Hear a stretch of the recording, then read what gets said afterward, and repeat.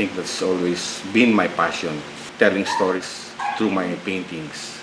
And for me, my painting is like my diary. Clever strokes and a choice scheme of vivid color can seize an idea with astounding brevity. For Bacolod-grown Charlie-Co, painting his thoughts and emotions has been his life's pursuit. From the creation of playful, thought-provoking pieces and vast scenes set with global awareness, Charlie has brilliantly used the canvas to convey issues both personal and political.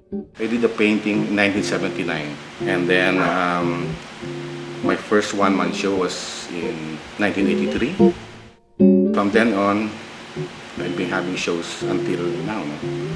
So maybe around 25 years now. I've been painting mga 25 years now. The passion to paint, the passion to create an idea from the mind and then put that in a canvas. It's a life diary. It's a painting about my experience. It's a painting about how I see things, how I feel about the political situation, the environment, the personal. But I have another world that I create, a very whimsical world. So I balance my world with a very serious painting of a commentary of probably the war that I grew up with. And I would tend to create another body of work that would totally represent my dreams, my aspirations, my being childlike. So I always balance those things. Charlie-Co was born to Chinese-Filipino parents in Bacolod, Negros Occidental. In 1986, he co-founded the Black Artists Group.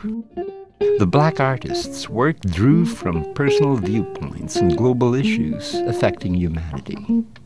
If I'll be telling you about my group, the Black Artists, when we started doing our work in the early 80s, we were very political. We paint the political landscape. I think that characterized Negros Artists as a strong visual group that speaks of the political landscape of our time. Charlie also draws inspiration from artists who've made their mark both nationally and globally.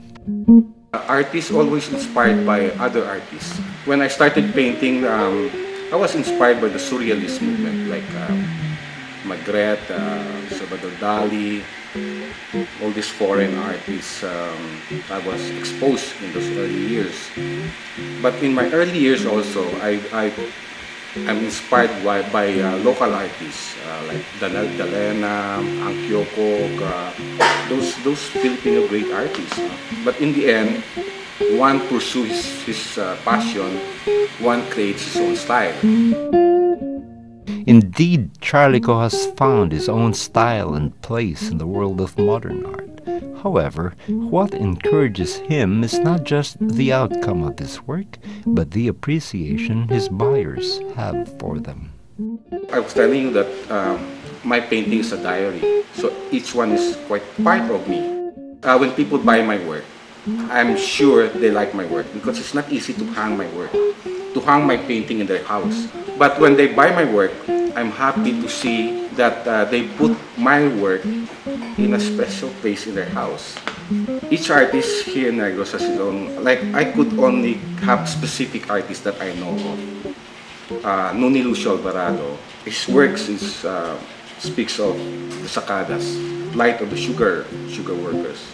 I think the essence of Negros artists, it's social awareness, the passion to create works that speaks of our place. There's so many potential artists in Negros, but it's just a matter of giving them a break.